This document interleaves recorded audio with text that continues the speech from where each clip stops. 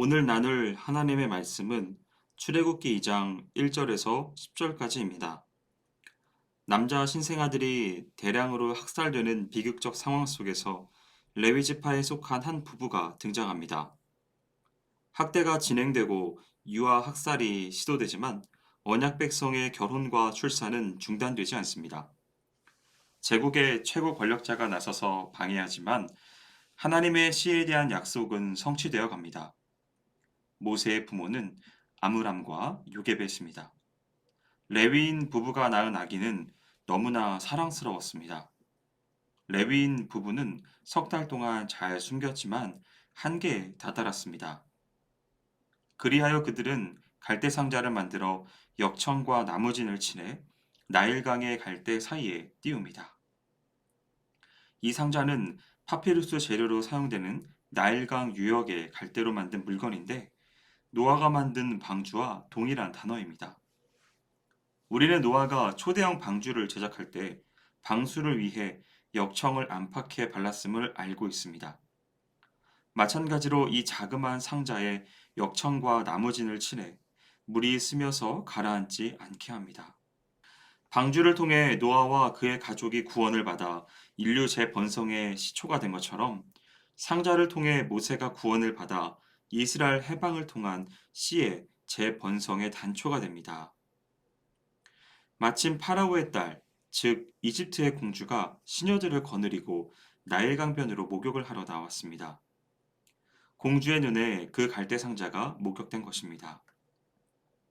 모세의 누이가 몰래 숨어서 그것을 지켜보고 있었습니다. 상자를 열어 히브리인 아기가 누워 울고 있는 것을 본 공주의 마음에 연민이 생겼습니다. 이 이집트 공주는 그 히브리 소녀로 하여금 그녀가 소개한 유모를 불러오게 합니다. 공주는 삭슬집을 하고 아기 모세에게 젖을 먹여 키우게 합니다. 이후 공주는 그 아기를 자신의 아들로 입양하여 이름을 모세라고 칭합니다. 우리는 모세의 부모가 행한 행동을 통해 여러 모습을 발견할 수 있습니다. 우선 모세의 부모는 아기가 태어나자 석 달을 숨겼습니다. 그들은 바로의 명령에 거부한 것입니다. 부모로서 그렇게 할 수 없었기 때문일 수도 있고 하나님의 명령이 아닌 것을 따를 수 없었기 때문일 수도 있습니다. 그 이유가 어떻든 간에 우리는 모세의 부모가 행동한 모습을 주목할 필요가 있습니다. 왜냐하면 우리의 모습이 이러한 모습이기 때문입니다.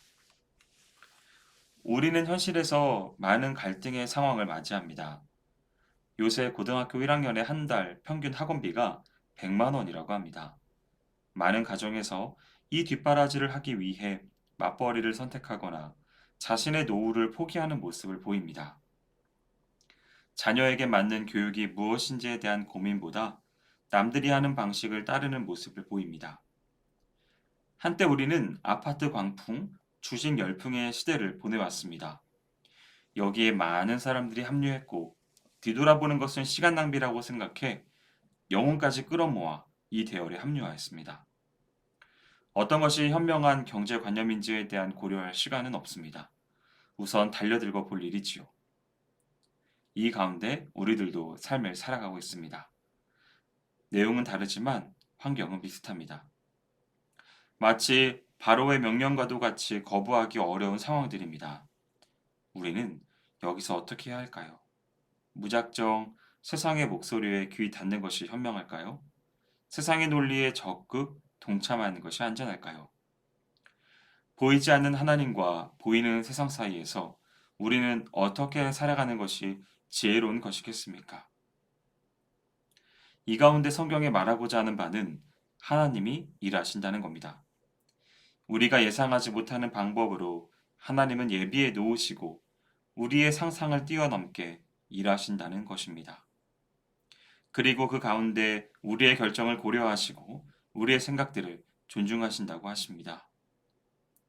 오늘 본문에서 모세의 부모는 3개월 동안 아기를 숨겼습니다. 자기들이 할 수 있는 한 최선을 다한 것이지요. 그러나 그 뒤에는 어찌할 도리를 얻지 못했습니다. 한계에 봉착한 것입니다. 그래서 그들은 나름대로의 방법을 생각했습니다. 갈대 상자에 담아 아이를 나일강에 두었던 것이죠. 이게 이 아이를 위한 최선일까요? 그 부부는 더 나은 길을 선택할 수 있는 그 방법은 정녕 없었던 것일까요? 이게 옳은 것일까요? 이를 두고 누구는 이렇게 말할 수도 있고 저렇게 말할 수도 있습니다. 가령 죽이는 게 낫다고 할 수도 있습니다. 혹 누군가는 다른 나라로 이민 가면 되지 않느냐라고 하기도 합니다. 그 외에 여러 의견들을 말할 수 있습니다. 하지만 이들은 이것을 선택했습니다. 이것이 최선인지 아닌지는 정확히 나와 있지 않습니다만 이들은 이런 결정을 내린 것입니다. 그런데 여기서 주목해야 할 것이 있습니다. 4절에 나온 어떻게 되는지를 알려고 라고 하는 말입니다. 무슨 말입니까? 그들은 확신하지 못했습니다. 그러나 그들은 자신들이 할 수 있는 일들을 하였습니다. 그리고 그것에 대해 여지를 두었습니다. 무슨 여지입니까? 하나님의 일하심에 대한 여지입니다.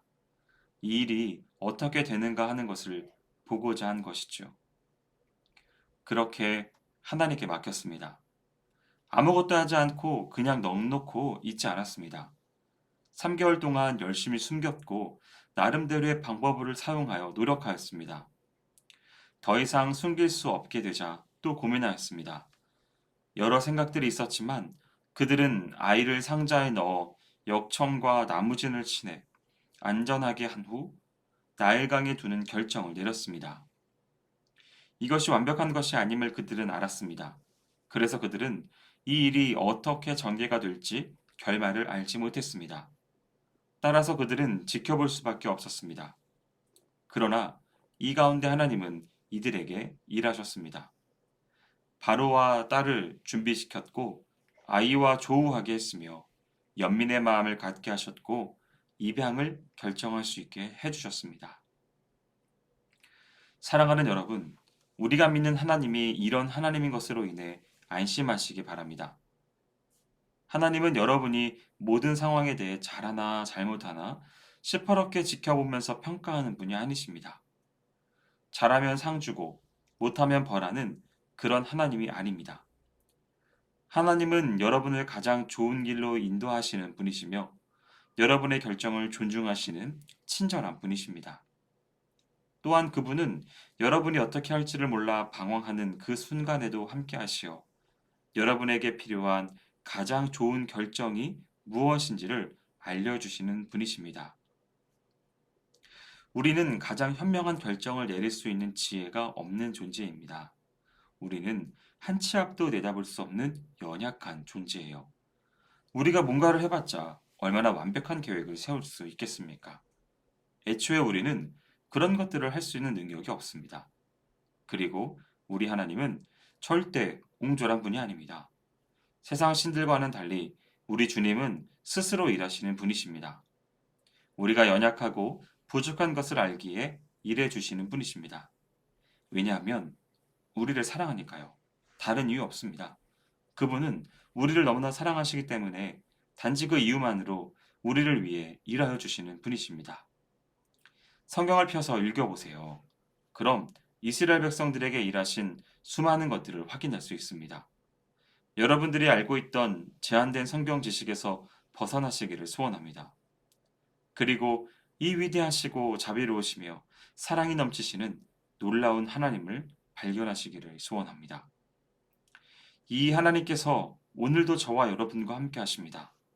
여러분이 어떤 결정을 내리는 것을 존중하시고 귀하게 여기시면서 하나님께서 원하시는 것이 무엇인지를 알려주시고 그렇게 할 수 있도록 이끄시는 열심을 지금도 우리에게 행하여 주십니다.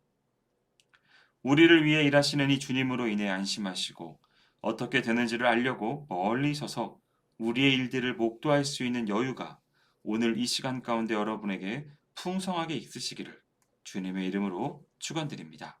기도하겠습니다. 사랑과 내가 많으신 주님, 우리 순간순간 삶을 살아가면서 겪게 되어지는 수많은 어려움들 속에서 우리와 동행하시고 가장 좋은 길로 이끄시는 주님으로 인해 감사드립니다.